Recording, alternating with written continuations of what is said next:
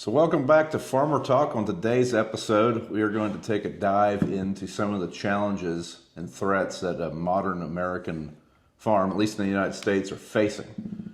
So as you notice, we're missing one today. It's just Dad and I, but that's fine.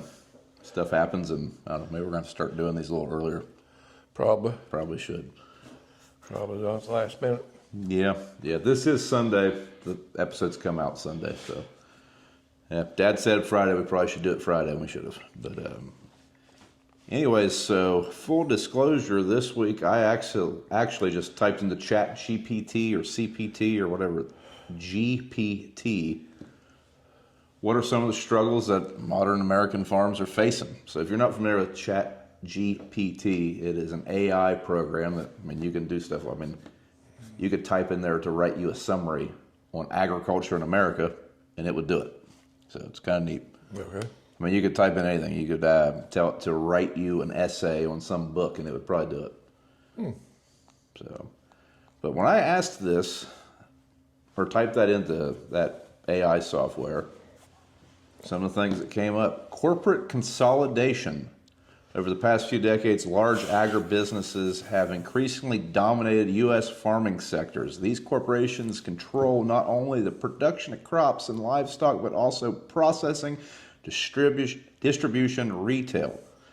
This concentration of power means that family farms struggle to compete against massive industrial farms that benefits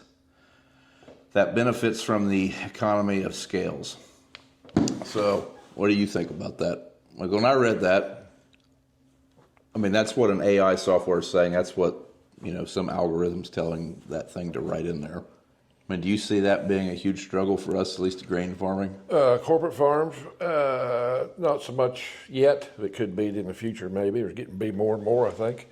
If we can't let the family farms go. It's kind of like, it's a shame, and all through the years ago, there was mom and pop stores, and it's more and more big box stores, and farming's kind of getting the same way, and I don't think that's good for the country. It's just, you don't want, it could be bad if they could control the food some way. It's kind of getting that in the way. Well, whenever I read that, the first people I thought of, especially when they started talking about distribution, would be Cargill or ADM. Those are two of, those companies basically control the food supply now. Yeah, kind of, yeah. It's just hard for us to compete against it because they can buy everything so much cheaper. That's what that AI software was and even talking about. Just bigger farms, 10,000 acre farms or 20,000 acres, guys farm that many acres, they can buy equipment cheaper and everything cheaper than what the small farmer can. So that makes it kind of hard for the small farmer. But even those 20,000 acre farms might still be a family operation. Yeah, I think it'd still be a family operation. Yeah, I think it could be. And that's another thing I hear is corporate farming a lot. And a lot of smaller farms are corporations. They're S corps, which is just a different tax classification. Yeah, but it'd be bad if it. You still got to have the family farm. I think the small. Yeah, I'm just saying from that perspective that it shared, the only people I really thought of was the suppliers for us, or the people we're selling to. I don't really think of like a big corporation coming in here and buying all the ground for farming. I see it more for development. Yeah, I suppose more corporation would be more so in the specialty foods, maybe. Its answer, like that was the description, the impact according to ChatGPT. Smaller farms have less control over pricing, and many are forced into contracts with larger corporations. Something happened. It's still recording. As long as that red light's flashing, we're good. Oh, okay. And many are forced into contracts with larger corporations, often receiving lower payouts for their products. Additionally, larger farms can influence government policy that further tilt the playing field in their favor. So, yeah, I guess I could see that. Well, I guess so, but the corporate farms don't get anything from the government, supposedly. The subsidies, what there is, if there is any. If we were an S corp, we'd still be able to get a subsidy. But they got limits on it. Farm programs got a limit on it. But what they do is just divide it up in all Lots of members of different S corporations. corps, a lot of different Things like corporations. that. There are ways around it. So If you got a 20,000 acre farm, but it's divided amongst 15 people and everyone has a yeah. farm within that farm, you got 15 different people getting those. The other thing that ChatGPT listed was financial pressure and debt. And that, I think, is a big one that a lot of family farms are going to struggle with.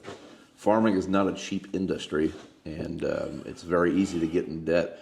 One thing I noticed when I started farming, I was pretty fortunate, and I rented some more ground a few years in a row. Before Dad and I farmed together, we farmed together but separate. So I took care of the financials on my acres that I was farming, and Dad took care of his. And I doubled up a couple times. And I realized pretty quick that's very hard to do without going in debt. To put a crop out with no debt after, I mean, if you're making money, let's just say on 100 acres, and then you pick up another 100 acres, well, now I got to have enough money to pay for the inputs for 200 acres. My last paycheck was only on 100 acres, so I think debt is a very hard one for farmers. I mean, I think that's going to be a struggle for most. Yeah, if you're buying land, the big thing is if you're buying land, I mean, you got a 20, 30-year mortgage, so it's hard to get out of debt. I remember when you said 10 years you're going to be out of debt. If I was farming by myself, I'd be out of If you debt. farm about 10 years by yourself, would you be out of debt? I would be. So how could you do that?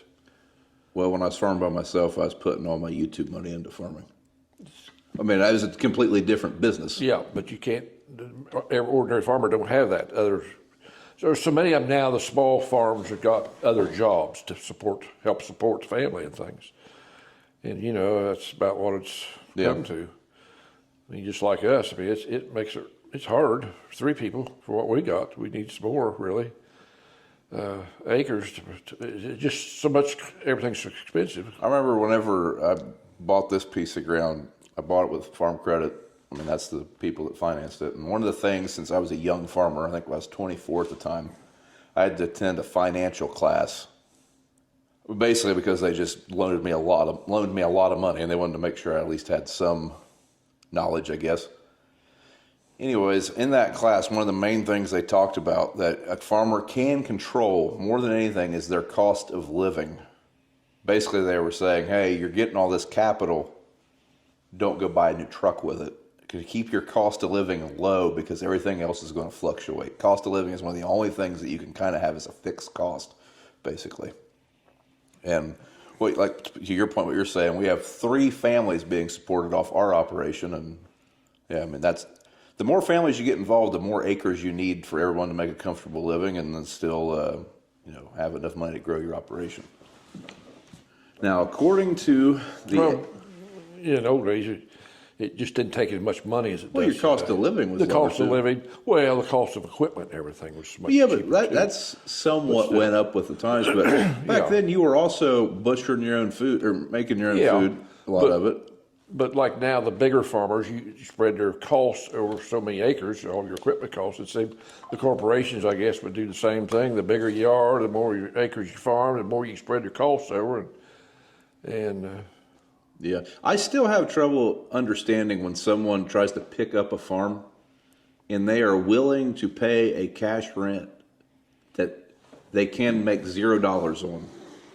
But they say when they average it out over all their acres, they're still making money. I don't understand that. To me, if I'm picking up a piece of dirt, that piece of dirt has to be able to pay for itself. Is that how you look at it?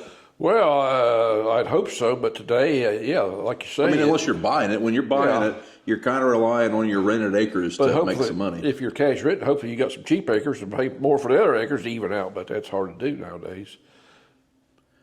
Yeah. So according to this AI software, this was its answer to that question, or that bulletin point, basically, financial pressure and debt.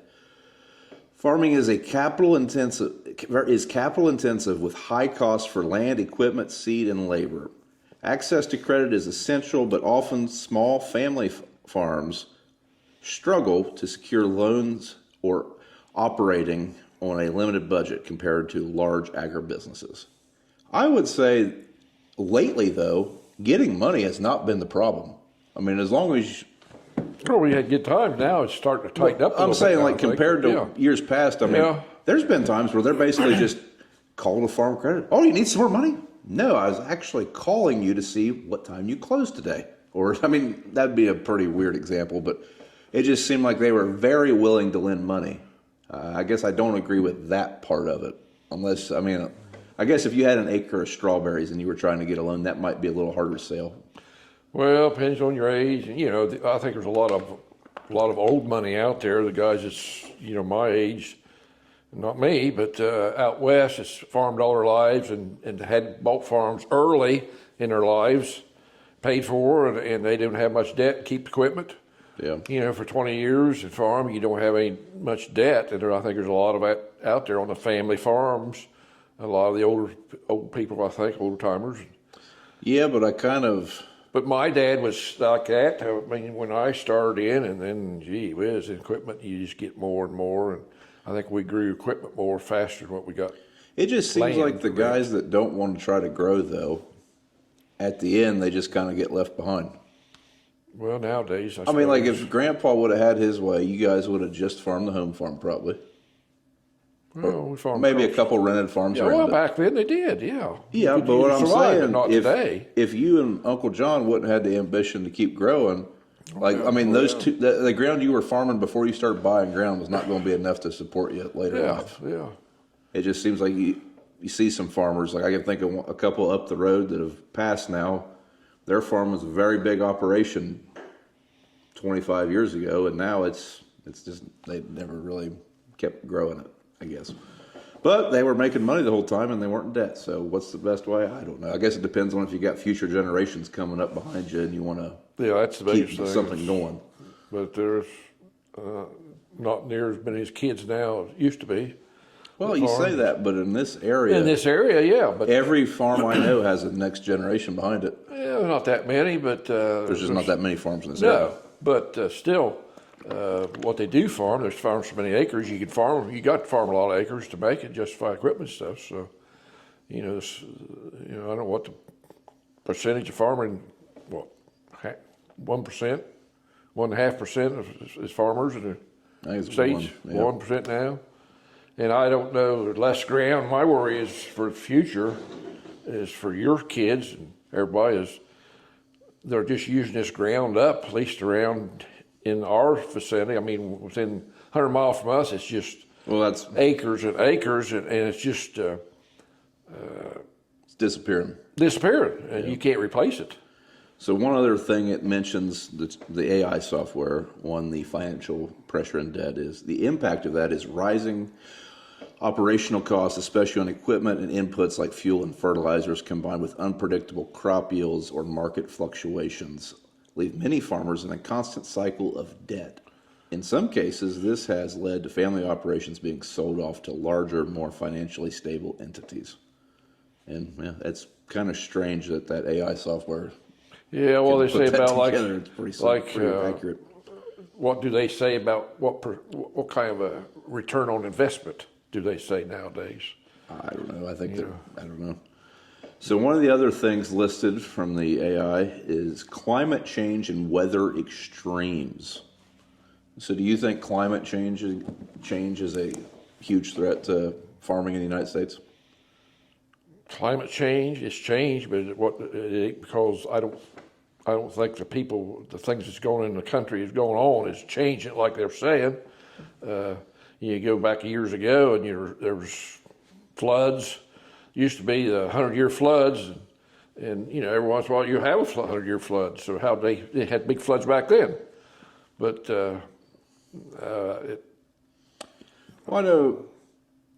it seems like some political sides have invested interests on speaking of those topics, and it seems like if you follow the money, they make a lot of money by speaking on those topics, or they have interests in that. I know I've only been farming since I was 18, and I'm 34 now. So the time that I've been around, I haven't seen it change much. We had a drought last year. We had a drought 10 years ago. It seems like every 10 years, roughly, we have a drought. Every so often you're going to have bad weather. The cycles, they claim. Yeah, I just see it more cycles. I mean, winters have been the strangest thing I've noticed. It seems like winters have not been as harsh as they had been. I say that, and then this winter's been the worst one we've had in probably. Oh, it ain't been bad. Yeah, but I mean, this is the most. 1 week of bad weather. But this is the most snow we've probably had in 10 years. Yes, but when I was a kid, we had snow every year, See, and it now was you're- cold every So year. that would indicate that you are seeing climate change. What's causing it then? I don't know I don't what's think causing it. it's I'm just saying, because is we the aren't. climate changing though? Do you think? And do you think that's like a negative consequence or negative effect on us?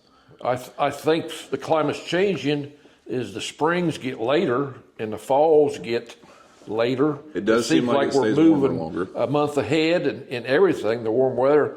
We used to do a lot of work in last February, mobile plowed in March until the last 15 years, probably. Now it's, a lot of times April until last year we got in earlier, but it's been April until we get in the field. And it's warm clear up until, November. It used to be September, boy, it started getting cold. So I think the weather's time is changing that way. I don't know why, but it's what I think. It seems like. Seems like instead of changing, there's just more of a shift in season. Shift in season, yeah. Okay. Yeah. And, you're going to have snow. If we don't have snow, somebody's going to have snow. It's just where it's at. Where luck falls, I guess. They say next week's going to get cold. So I don't know. I don't know. So this claims, the description of that for the AI software would be climate change has brought about more frequent and severe weather events such as drought, floods, wildfires, unpredictable frost, which disrupt farming schedules and crop yields. I don't agree with that.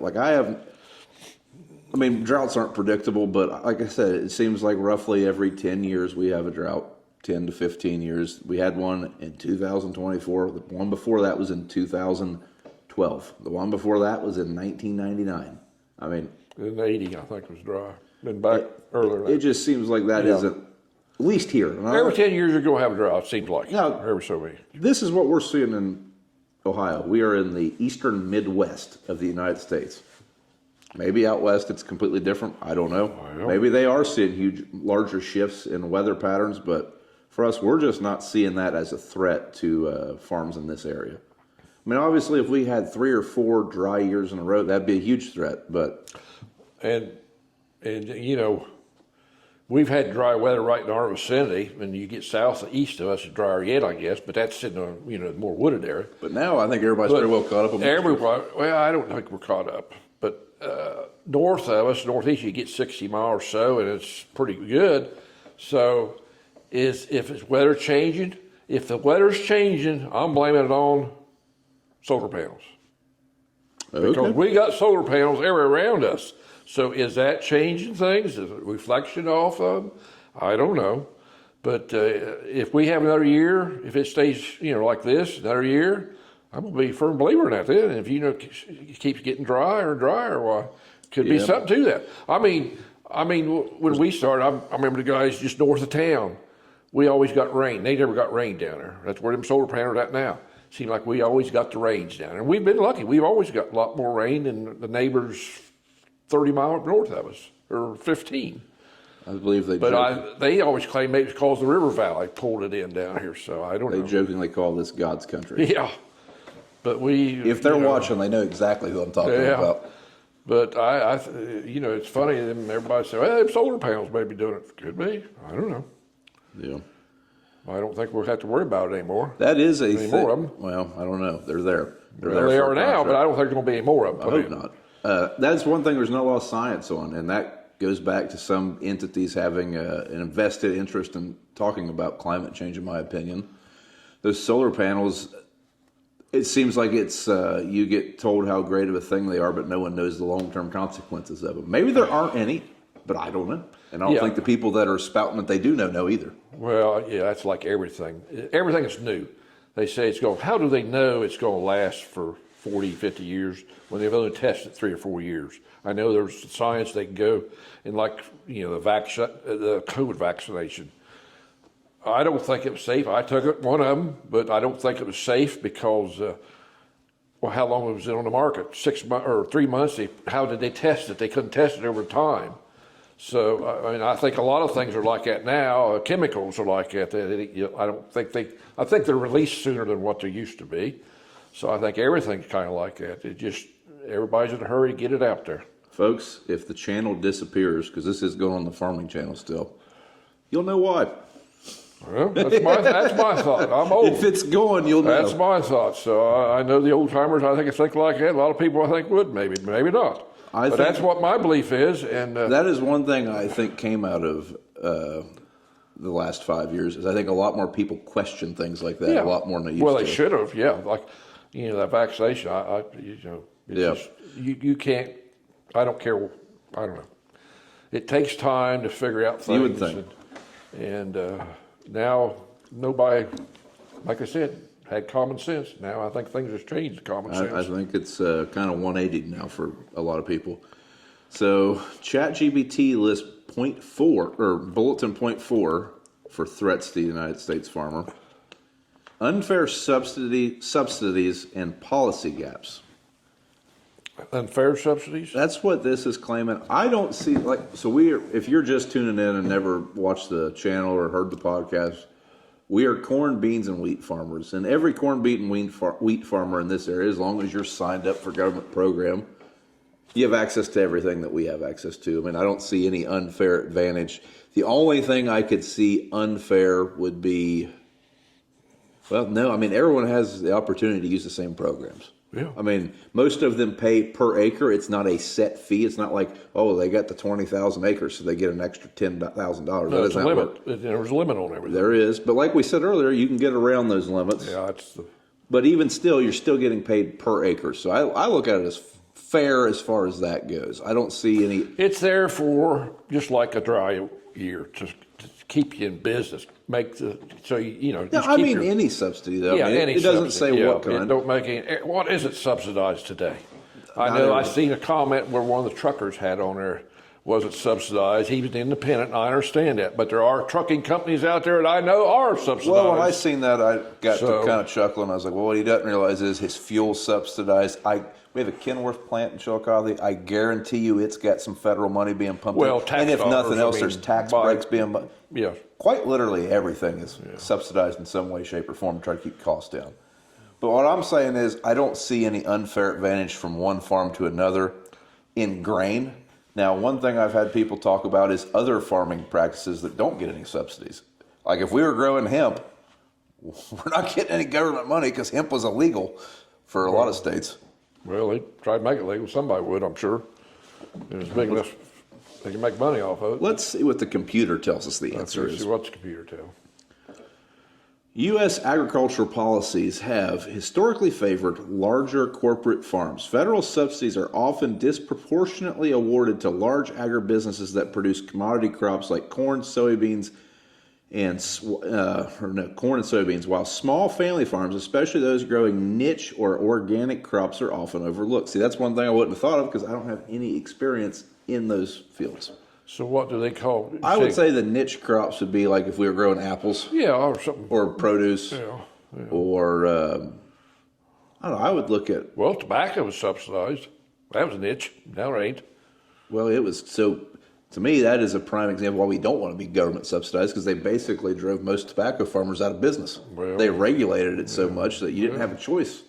Well, the way can't smoke cigarettes anymore. Supposedly. Well, yeah. I don't think it's the cigarettes, tobacco, it's the stuff they put on it. I have no idea, but I know that if we were all of a sudden told by the government, I would have a very bad opinion of it if we couldn't grow corn because they decided it was... Well, the GMO corn, China wouldn't take it for a while. They're trying to claim that they were. Well, then they probably realized most of their people are going to starve to death. Well, But there's people out there always fighting against stuff. Probably, but back to this though, as far as unfair subsidies, I guess I don't have any knowledge of the niche crops or the organic crops. I know organic crops probably get more government subsidies if you're growing wheat and corn and beans. I don't know. I bet there's a lot of incentive for them to grow by the government. I've never seen anything, but it might be. I don't know. I think the incentive mainly is. I bet through the soil and water you could get a few more dollars. You might. I don't know. You need to check on that, right? Well, we're not organic farming. Oh, no. I'm not figuring on it either. We are not using as much Roundup this year. At our post spray, there will be no Roundup in the beans. That's the first. Point number 5 do you think that subsidies are a threat to family farms? A threat to Unfair subsidy and government policy gaps. Do I think? Yeah. No, because I don't think they'll ever do away with 100%. If they did, if the government got clear out of it, I think a lot of farmers would be happy. I'm sure the corporate farmers might not be, but I think a lot of small-time farmers would be happy if the government got clear out of it, but that'll never happen. Well, I think there's a catch-22 that I think if the government got completely out of it, some of the corporate farms would be able to bully us more. Yeah, that's what I say, yeah. So I don't know. But I just wish they would report the facts, and they don't. Who's the they? USDA. Oh. Just like the crop report come out, oh, we got abundance of corn, it's just great. I mean, come out in all fall, every month comes out, drives prices down. What happens there in January? Well, we don't have the carryover we had, so the prices went up a little bit, not enough, but they're still, they just, their way of figuring the yields isn't very good, I don't think. So threat number 5, rural economic decline. So in Ohio, we've kind of seen the opposite of that, and I would prefer there to be, at least I would look at it as a good thing for us personally, if there was less rural economic growth going on right now, because the cost of land in this area is getting pretty ridiculous, and most of that is because of economic growth in the area. There's been an Intel plant, lots of Amazon plants or warehouses, Honda plants, and when those go in, you're talking like 6 figures per acre, like $100,000 acre sales. So I'm seeing the exact opposite of that in our area. Yeah, it drives land price up.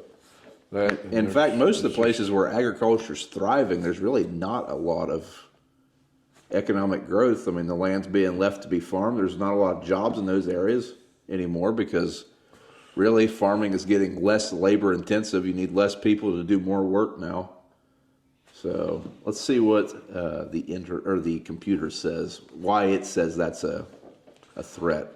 Many family farms are located in rural areas which have experienced significant economic decline over the years, with fewer job opportunities in these regions. Rural communities face challenges like population loss, aging population, and declining infrastructure. As rural economies shrink, so do local markets for family farmers' products. In some cases, farmers are forced to sell their land due to lack of support or market opportunity.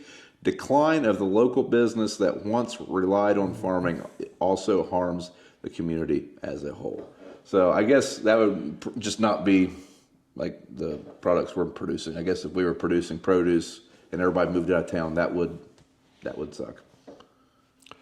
Yeah, but I think in Ohio, well, we're producing a product that's being globally exported. We're not producing a product that's being consumed in our area. Yeah. So I think we're not seeing that. Used to be a lot of dairies in here, and there ain't no dairies around now. Yeah. For milk, but they're taking all the land, and I know out west where there's no growth like that, but around in high, it's going to take all the farmland and just take it more and more. And I think a lot of that, I think it'll slow down. I hope, because some of the farmland they took, that's what they've taken is bullshit. What they took. I mean, it's for batteries for cars. And I hate to get on that kick, but all this green stuff. Well, we don't have electric to charge what we got now. So how you going to charge cars? Well, I can see hybrid cars, hybrid tractors, and it's coming, and I can see that. But if them batteries, what do they do with them? They're expensive. I believe they get buried when they're over. Well, they can blow up. I mean, you talk to the fire departments; they don't want nothing to do with them cars because they can blow up. Put water on them. If there's a crash, they're dangerous. And there's a battery plant, big one up there, took 1,000 acres or so up here, and they're building more. So hopefully that'll slow down. But somebody's going to stop and wake up taking all this ground. Yeah. So they don't make any more. I mean, it's just, it's just it blows my mind how things. Good Columbus now. You don't go up there for a year or something, how it's changed. My goodness. Well, I remember being a kid, you would always talk about that. And now in my lifetime, I've seen it change enough that I see it. I mean, I remember used to be you drove up 104 to Columbus and it was just all farmland. Farmland and a few small nice houses. Or a few nice houses. And now it's just warehouse, warehouse, warehouse, warehouse. And some of these warehouses are 20 acres inside. They're just big buildings. But you know what but I've traveled, Indiana, my God, it's grown. Every place you go is just grow. That's one thing I do like about going to some place like Iowa. It's still small roads and nothing in between them. That was pretty cool. They better hope that things don't move out there like it does around here. Progress is great, but for everything that's great, there's an opposite reaction somewhere. I mean, something bad is happening somewhere. The next, I guess first, do you see rural decline as a threat? I personally don't. But like I said, I guess that would vary if you were producing something that was more farm to table. It would definitely have a different impact. But for us, not the case. Labor shortages. Do you see that as a threat to agriculture? Well, yes and no. I mean, I guess if you're in a labor-intensive... Yeah, if you got small crops, that kind of stuff, I mean, well, I guess even for us, though, I mean, places I see that effect here... yeah. Well, like grain bins. It's hard for bin crews to find people to work. Well, it's hard for anybody. I mean, when I grew up, when we made hay, when we had cattle, and today... You don't see anybody baling hay on a wagon, stacking bales on a wagon because you can't get kids to do it anymore. We just get, my boys I went to school with and everybody's.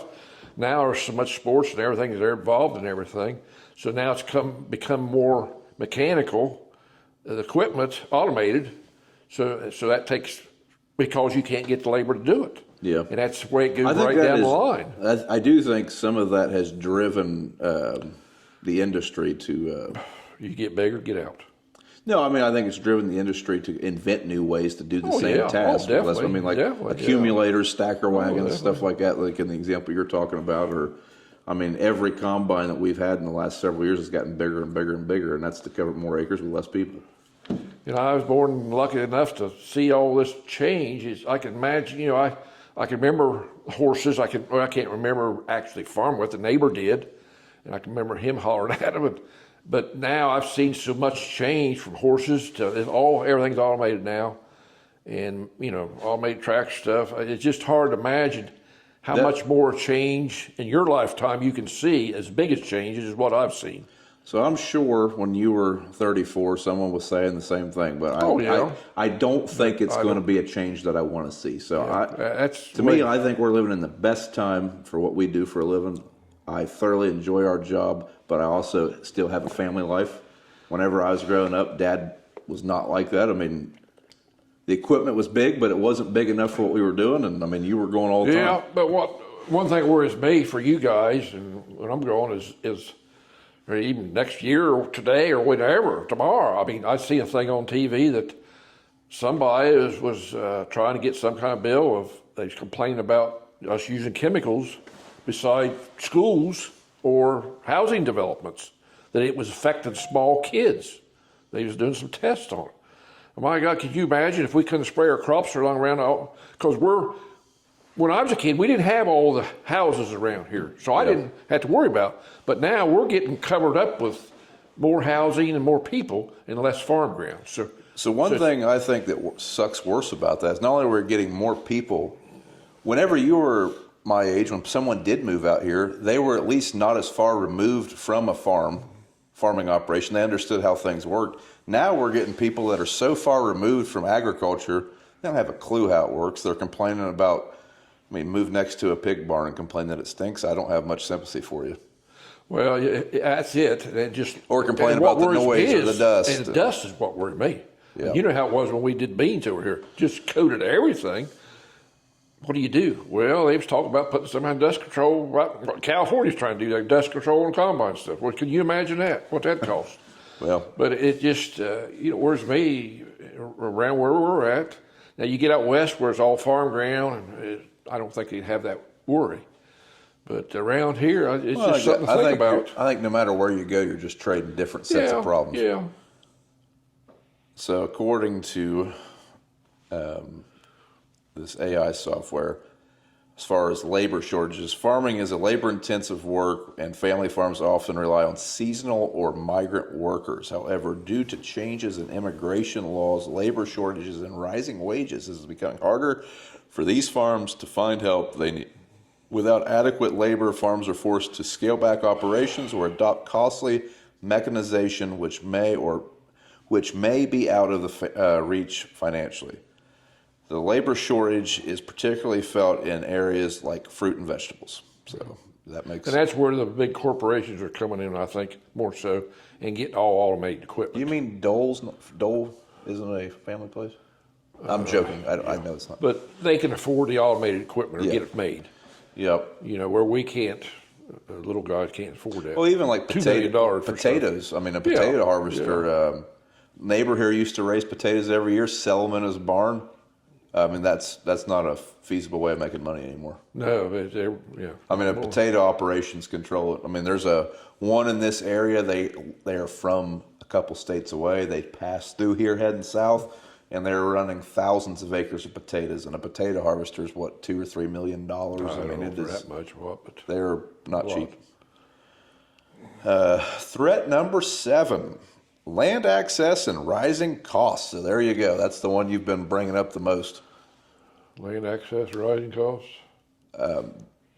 I think that is a threat for us for sure. Not only is it harder to grow, it's going to be harder to hang on to what we have. Property taxes, that is a thing that goes up based on land sales. All these people selling this ground for Thousands of dollars an acre. $100,000 an acre. Well, they probably still own some ground. It's going to be hard. I mean, their tax burden is going to go up quite a bit on property tax. That is one of the taxes that just drives me the most nuts. How many times do you think Brown Farms bought the home farm for what, $25 an acre? Something like that. Now our property tax is way over $25 an acre. How many times have we paid for that farm for what the original purchase price was? A lot. Every year now we do. And that just... Yeah, people don't realize it, don't know about farming, don't realize that we still have to pay tax, property tax, every year. Then you got, it's just not just inputs of grain or what you're farming, corn, bean stuff. It's just, you got property taxes, you got insurance. Our insurance bill is crazy, liability stuff you got to carry, and crop insurance, and taxes. Thank God we don't pay personal property tax on our stuff. Used to be, we had to pay, when I was a kid, Dad had to pay personal property tax on equipment and corn that was stored. If he didn't sell it by such and such a time, he had to pay property tax on it. I'm sure the local elevator probably knew that. And oh, yeah. So the price, yeah. Oh, back then it wasn't like that. But yeah. And I think Indiana did it until just a few years, maybe. It's still personal property tax sounds like a But I think maybe some of the industries do it yet. I don't know, but... Yeah, it seems like the government trying to push you to not own anything. But tax, it's getting harder for us. We got to pay sales tax on everything you buy. Now, equipment we don't if we use it on the farm. But like a little lawnmower, we're supposed to pay tax on that. We got to pay sales tax on that. Even though it's got to be pertain to production of that crop. So mowing doesn't consider that, I guess. But... And the bad thing now is pickups, we got to pay tax, and semis. My God. Is the big one. If you buy a semi, it had to pay, if you bought a new one, you'd have to pay 7.5% tax on it, whatever it is. That adds up a lot of money. And it sets, we don't use it all that much. So for us, I mean, there's guys that, you got others, but we got farm tags, which saves us money on that, but not that much. But let's see what the AI says about land access.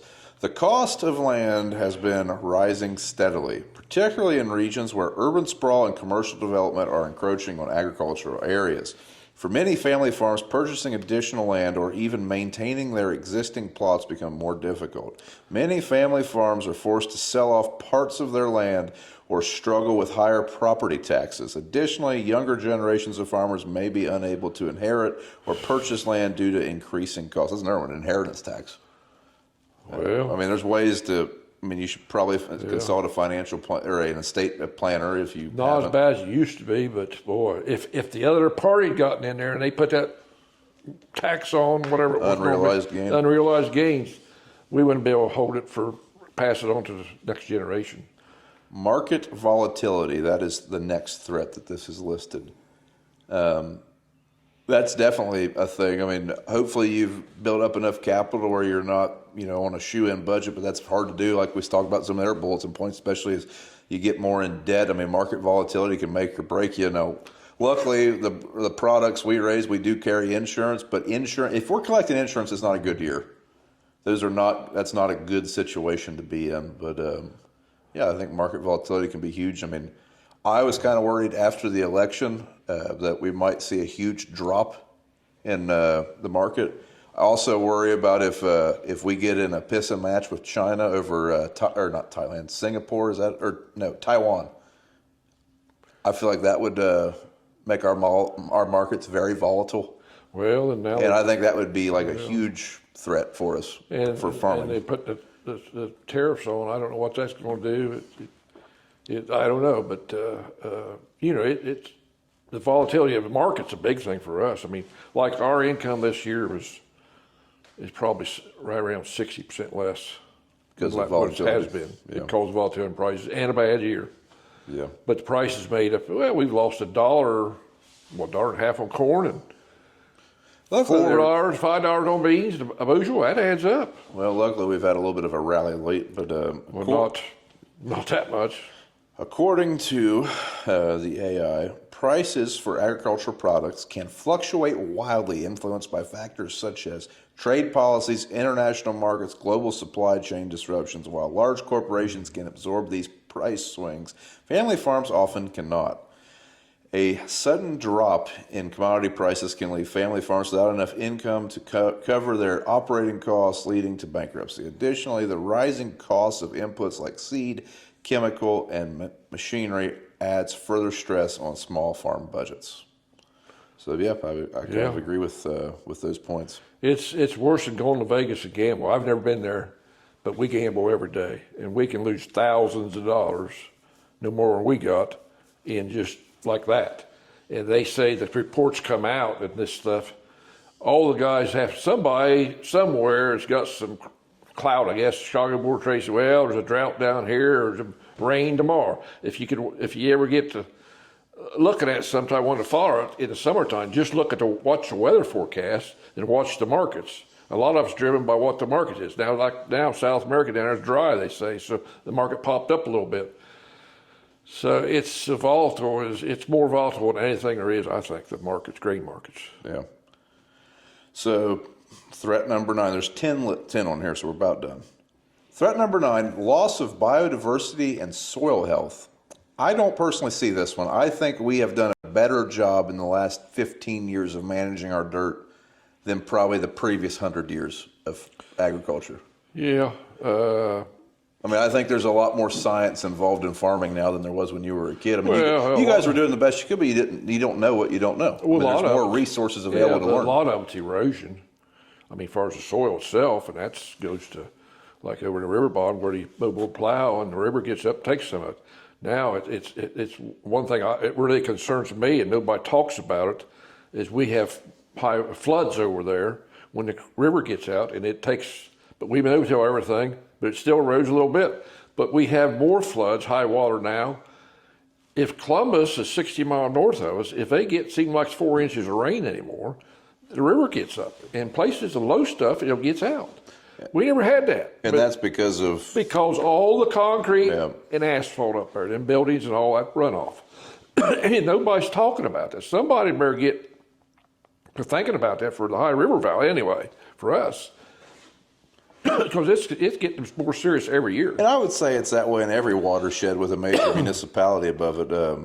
That's another thing that really irks me. Like BJ and I went and got our fertilizer licenses last year, and in that class, when we're learning about fertilizing and how to do it without polluting the water and all this stuff. Those are good things, but one thing that makes me upset is my cousin used to be a landscaper, and he would just go buy bags of fertilizer at TSC and spread way more than needed on a quarter-acre yard, and there's no regulation on that. There's no education on that, and it's going right onto asphalt. It's getting washed into a sewer right down into the river. And we're getting blamed for it. Yes.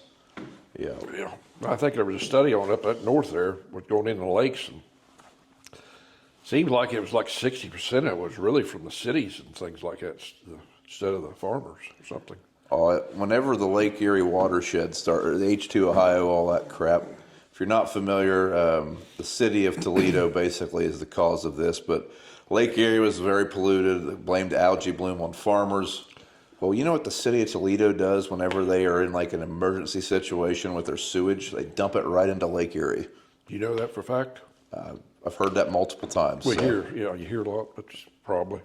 I think that's fairly common practice for most big companies around here did that. Used to do that. Probably still do. So this is the AI's take on the loss of biodiversity and soil health. Conventional farming practices such as monocropping have contributed to soil degradation. Loss of biodiversity and over-reliance on chemical pesticides and fertilizers. Small family farms often lack the resources to invest in suitable practices. Degrading the soil means lower crop yield and higher costs for farmers who must spend more on fertilizer and irrigation to maintain production. Additionally, the loss of biodiversity such as pollinators like bees affect crop production. So when they say monocrop, I'm guessing they mean corn after corn after corn after corn. Yeah, I suppose. Crop, yeah. But as far as relying on fertilizers, I mean, should we farm that ground and put nothing back into it? Because that seems like a good way to deplete our soil. That's how I look at it. Our soil on our farm, we have half-acre soil tests. We know exactly what that dirt needs to produce the crop we're wanting to produce. We know how much we're taking out of it every time we produce a crop based on the yield. And then we put enough back in it to replace what we took out. I don't see this being a threat for us. And I don't see it as a threat for most people in this area because we're not the only people doing stuff like that. They're saying that pollinators not as much, the bees. There's a loss of biodiversity such as pollinators like bees. I don't know. It seems like there's less. I think maybe it seems like it, but I've not always. But what we spray as far as insecticide will not kill bees. It says right on the box. It will not kill bees. It just kills insects, mites, and things like that. I think that's one of them popular topics that the people that probably wrote this algorithm just threw in there because they've heard it at a coffee shop. Well, a lot of people don't understand that, but it works. Problem is, some of the people don't understand that have a big voice. In a way, some of it would. I wish I could find something to kill the wood borers in my house. Dad has a log cabin, and my whole life there's always been wood boars eating it. I've had sprayed twice last year. You might as well buy your money away. Exterminator, and you might as well. I used to, when I was a kid, hit him with a tennis racket. You can't buy anything to kill them anymore. I'd hit him with a tennis racket. Oh, yeah, that's fun. Good fun. Or I'd throw baseballs at him, which probably wasn't smart. All right. The last threat to agriculture, as far as ChatGPT is concerned, consumer trends and changing markets. So consumer trends, I would say, I'd put organic farming in there. I think that's a consumer trend. Do you? Well, some people, yeah. Big cities. I don't ever remember anyone caring about grass-fed organic beef until 10 years ago. And it's just... And I think the people that say it tastes better are lying to themselves. Because they're not educated. I mean, what the percentage... And hopefully your YouTube and other people's YouTubes will influence people to watch them. Well, I'm not trying to influence them. I'm just trying to show what we do. Show what we do, how it's done. I mean... It baffles me when you see someone that is completely anti-agriculture and they just think we're poisoning the earth, like we don't have an invested stake in keeping this place nice or something. Where do you get your food? Grocery store. Where's it come from? Grocery store. I don't know. Freezer. So, a lot of people, it's surprising the people that don't know anything about agriculture, where their food comes from and how things work. It's just a lot of people don't have common sense. Yeah, I would say that's a consumer trend for us that we see is the organic side. And really mostly the beef industry around here, I think, sees it. I mean, I have no problem against the dude producing grass-fed beef. He's got a market for it. I mean, more power to you. Personally, I think you can't get a better tasting meal than a steak from a cow that was finished out with grain. personally. But when they say the future down the road, the future that you eat a pill, that's bull. What drives me nuts is ain't no way, but people think that. the people that want all this to be organic and natural are perfectly okay with eating an Impossible Whopper from Burger King that was made in a lab. That doesn't seem natural at all. I'm not eating a burger that someone like pieced together in a lab with a baster. Everybody to their own. Yeah. More power to them. Education, I think, is the big thing for everybody. And it starts in the schools, and the schools just don't teach it like they're used to, and getting away from it. It's just the colleges, I don't know. So everything's such a fast pace. They don't slow down to smell the roses, really. See what's going on. It's just fast. One thing I don't think this will be a threat for us in our operation. And like I say, I'm basing that as a grain farmer in the Midwest because we're still selling a global crop that's pretty much always going to have a demand. I mean, if we quit growing GMO corn, there's a substantial amount of the population is going to starve to death. That's just a fact. I mean, it is what it is. That there's not enough food produced organically to feed the people in the world, and it would be way more money. So I'm not seeing that as a threat. Let's read what the software says. While there is a growing demand for organic, locally sourced, and sustained produced food, the shift towards these consumer preferences is often difficult for small farms to capitalize on. Larger farms can adapt more quickly to market trends, while smaller farms struggle to meet certification requirements to access broader consumer markets.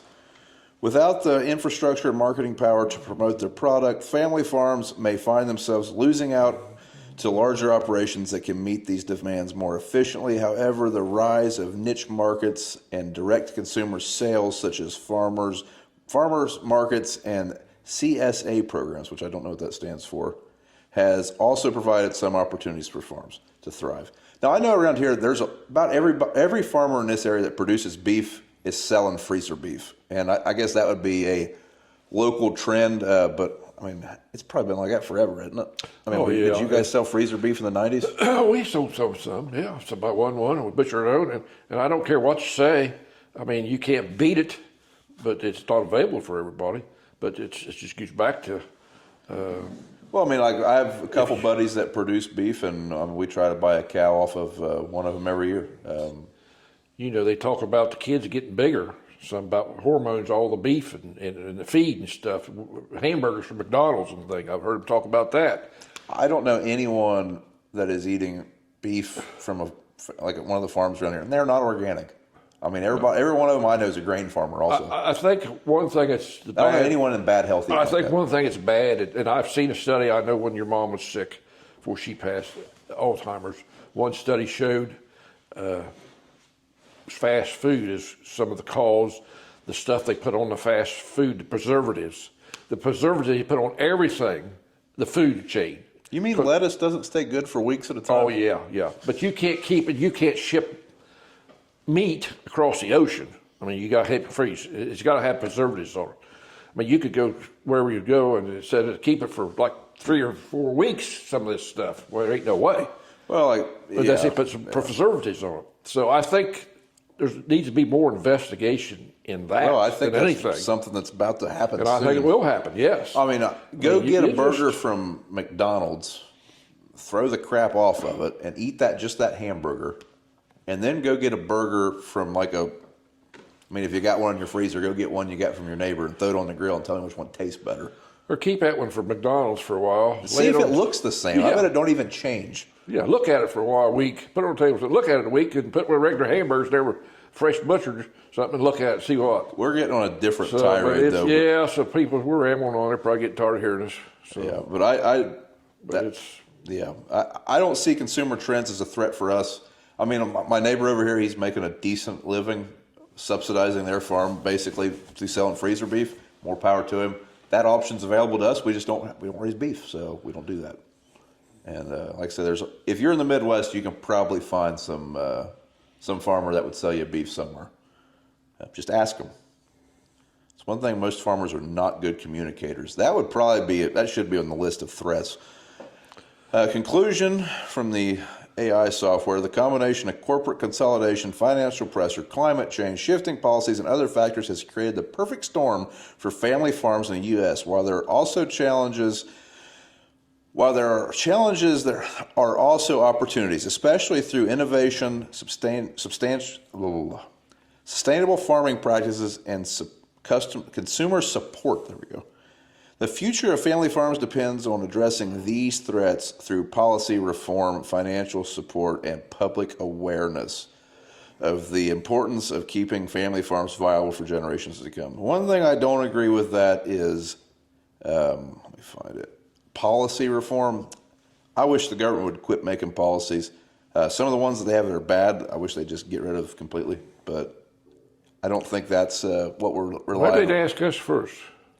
Yeah, maybe the guy that's the Secretary of Agri lady is a bigger deal to us. Yeah, maybe that's a bigger deal than most of us. I couldn't tell you the person that was the last one. I couldn't tell you this one. So maybe we should pay more attention to that kind of stuff, because that does matter. But yeah, I don't know that I'd put a whole lot of store in that. I just wish they'd leave us alone. Public awareness, I think, is a good thing, though. I think that is one of the good things that come from social media is there's a lot more public awareness. The problem is everybody's in an echo chamber. Most of the people watching our videos come from an ag background. Most of the people watching Tony Reed's TikTok come from an ag background. Most of the people watching your favorite influencer on Facebook that's a farmer come from an ag background. So I guess most of them, but there's a lot of still. Yeah. Oh, people that really think and want to learn about. There's some, but it's usually the people that are doing that are the ones looking for that information, which I guess is a start. So I guess what I'm saying is, if you really want to help out family farms, share people's videos. It don't have to be ours. There's plenty of good videos to share from other influencers and farmers. I think that is a good thing. It's pretty cool when we go to one of these farm shows and there's a bunch of kids that want to meet us. I never thought that'd be a thing. I think that's a good step in the right direction. I think it starts with the youth, I guess, as far as that kind of stuff goes. But again, those are all kids that are from a farming background. Yeah. Speaking of farm shows, we will be at the National Farm Machinery Show. That's something someone asked in the last comment section. We will actually be doing a podcast at that show with the guys from Honeybee. That will not be the next one that comes out, but it'll be sometime in the next couple weeks. Live at the show, so noon on the first day. If you want to watch one of these podcasts live, we will be probably at the Honeybee booth doing a podcast. I don't know if you knew that, but that's on the schedule. So. Yeah, I guess. And remember, next see a farmer going down the road, give him a little bit of room. Yeah, I don't. That's the big thing anymore. I think it's ridiculous when people say thank a farmer, but if you really want to thank us, giving us plenty of room to pass safely would be more than enough. We're just as big a hurry as you are. Yeah. But thanks for tuning in, everybody. We will see you next time. Yep, we will have a next podcast out next Sunday. Speaking of the podcast, the name has officially changed. It was being posted under the Working Words podcast. It is now called Farmer Talk on all podcast platforms. Yeah, we will have a Facebook or a YouTube page eventually, but we do not yet. So this video will be available on Brian's Farming Videos if you would like to watch the podcast, if that's your thing. Also, behind us we have some of our old videos playing. There's a few throwback videos if that's what you're into. Dad has been carrying around a video camera for a long time, and there's some pretty cool videos of him farming back in the 80s. Things looked a little different then, and you can see some of the changes we've talked about on this very show. On tape. It's kind of neat. So thanks for watching, and we will see you guys in the next one.